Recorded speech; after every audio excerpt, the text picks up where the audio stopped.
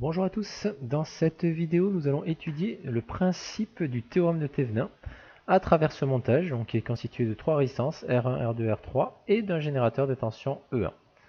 Donc l'objectif dans un premier temps ça va être d'essayer de faire un modèle équivalent de Thévenin de la partie du montage qui est constituée par E1, R1 et R2. D'accord, donc c'est le montage qui est situé entre le point A et B, donc à gauche du point A et B, afin de pouvoir simplifier le montage. Donc là l'objectif ça va être de simplifier le montage et de le mettre donc sous la forme d'un générateur équivalent de Thévenin donc, que nous allons appeler ETH, donc ici, donc ETH associé à une résistance équivalente de Thévenin, donc RTH.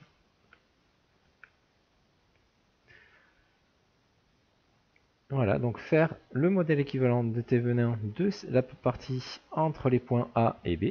Donc nous allons avoir donc le point A,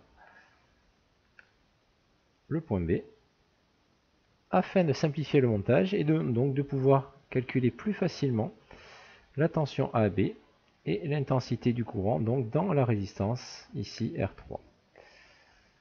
Voilà, donc là ici nous allons faire le modèle équivalent de Thévenin de la partie du montage,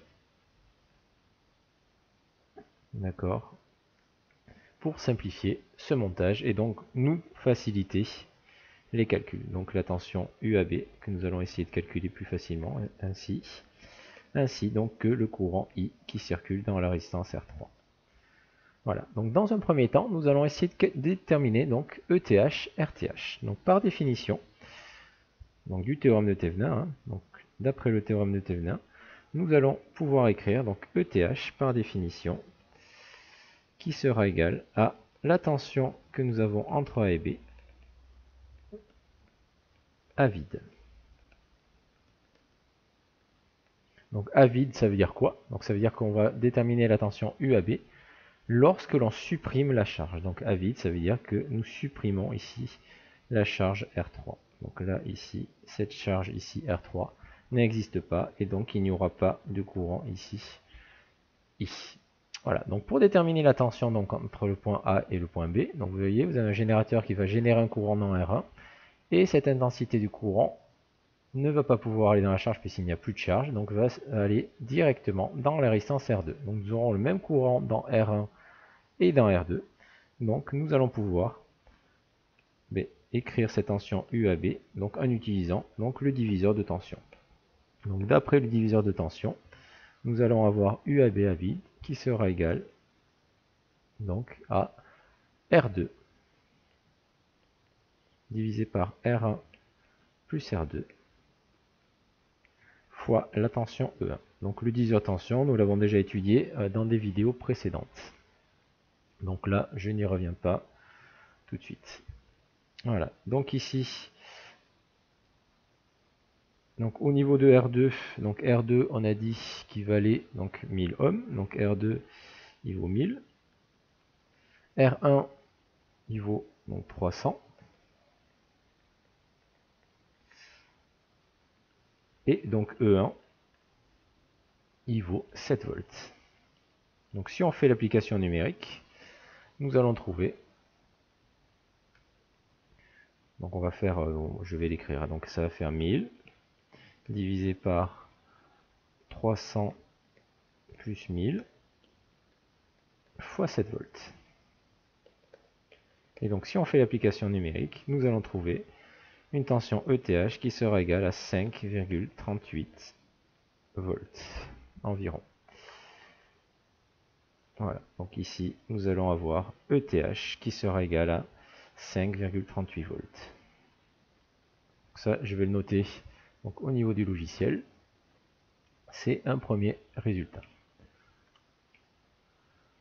Ensuite, donc d'après le théorème de Thévenin, toujours, donc il va falloir être capable de calculer la résistance RTH. Donc la résistance RTH, donc ça va être la résistance que l'on voit entre A et B, mais lorsqu'il n'y a pas de générateur ici ETH. Donc là, on va l'appliquer ici. Donc la résistance RTH, c'est la résistance entre le point A et le point B.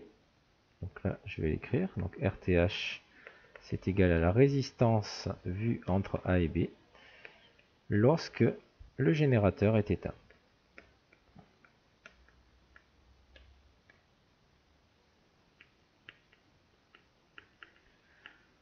Donc générateur éteint, donc ici ça veut dire que le générateur E1, donc on se sert du montage de gauche pour pouvoir déterminer les éléments du montage de droite. Okay, donc ici, lorsqu'on éteint le générateur E1, on va pouvoir, comme c'est un générateur de tension, on va pouvoir le remplacer par un fil. Donc la résistance que nous voyons donc, entre le point A et le point B, donc là entre le point A et le point B, donc je vois cette résistance R2 qui va se situer en parallèle avec donc cette résistance ici R1. Voilà, puisque le générateur E1 est éteint. Donc là, la résistance entre A et B sera égale à R1 en parallèle avec R2. Et donc comme nous l'avons déjà vu dans une vidéo précédente, lorsque nous avons deux résistances qui sont en parallèle, la résistance équivalente va être égale donc, au produit des deux résistances, donc R1 fois R2, divisé par la somme des deux résistances, donc R1 plus R2. Voilà. Donc ici, nous allons avoir donc R1. Donc si on regarde au niveau du logiciel, donc R1 vaut 300 ohms, donc vous allez avoir 300 fois R2 qui vaut 1000, divisé par donc 300 plus 1000. Et donc si on fait application numérique, nous allons obtenir RTH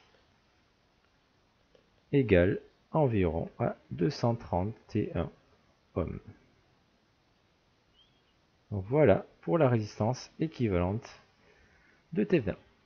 Et donc maintenant, une fois que nous avons calculé ETH et RTH, nous allons pouvoir travailler directement sur le deuxième montage. C'est-à-dire qu'on a fait le modèle équivalent de la partie à gauche des points A et B. Donc nous allons pouvoir rajouter notre charge R3, d'accord, et ainsi calculer la tension UAB et l'intensité du courant I. Donc c'est ce qui est demandé ici par la suite. Donc pour déterminer la tension UAB, donc UAB c'est la tension aux bandes de R3, et on voit bien que ici vous avez un générateur ETH qui génère une intensité de courant qui circule dans RTH et dans R3. Donc vous avez R3 et RTH qui sont en série. Donc pour déterminer UAB, nous allons pouvoir utiliser le diviseur de tension. Donc d'après le diviseur de tension, donc nous avons vu également dans une vidéo précédente, donc UAB sera égal donc à R3 divisé par donc RTH plus R3 fois le générateur d'entrée, donc ici ETH. Voilà, donc R3 vaut 400 ohms, donc ça va faire 400 divisé par donc RTH, nous l'avons calculé, donc ça fait 231, donc plus 400, fois la tension ETH, donc que nous avons calculé également, qui est égale à 5,38 volts. Donc notre tension UAB, si on fait l'application numérique, va être égale à 3,41 volts. Voilà, donc vous voyez que en utilisant un montage simplifié à l'aide du modèle équivalent de Thevenin, le calcul de la tension UAB s'en retrouve facile et simplifié. Enfin, beaucoup plus facile à faire. Voilà donc pour la tension UAB, donc si on avait utilisé ce montage là, ça aurait été plus compliqué de la calculer directement. Et pour l'intensité du courant I, c'est pareil. Donc si on a utilisé ce montage là, ça aurait été assez complexe de calculer l'intensité du courant I. Donc là, on va utiliser un montage beaucoup plus simple. Et donc on voit bien qu'ici l'intensité I, c'est l'intensité dans un montage avec un générateur ETH et donc une résistance équivalente qui vaut RTH plus R3. Voilà, donc pour déterminer l'intensité du courant I, donc on peut écrire donc directement la loi d'Ohm hein, finalement. Et donc nous allons avoir, donc je vais le détailler un petit peu, donc ETH qui va être égal à donc RTH plus R3 fois l'intensité du courant I. Donc ça c'est la loi d'Ohm. Hein.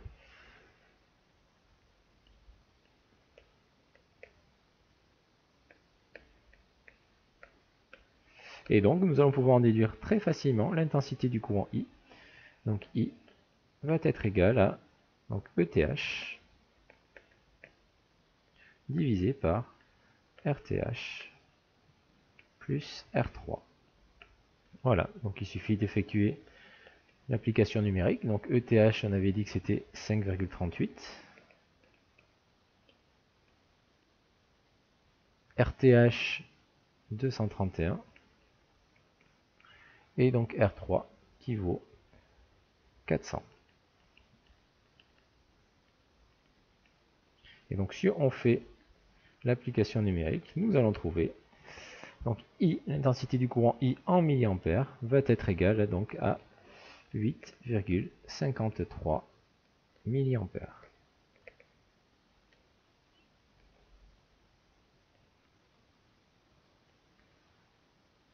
Voilà, donc voilà pour ce montage. Donc là, je vais mettre tout ça au niveau de mon logiciel. Donc RTH, on avait calculé donc 231. Ici, 231. UAB, nous avons déterminé donc 3,41 volts et l'intensité du courant I en milliampères, 8,53 milliampères. Voilà, donc voilà pour ce montage. Donc nous avons un deuxième montage et qui sera étudié dans une prochaine vidéo. Voilà, donc on a bien validé toutes les étapes et donc les valeurs de ETH, RTH, UAB et l'intensité du courant I. Merci de m'avoir écouté et donc à très bientôt pour une nouvelle vidéo.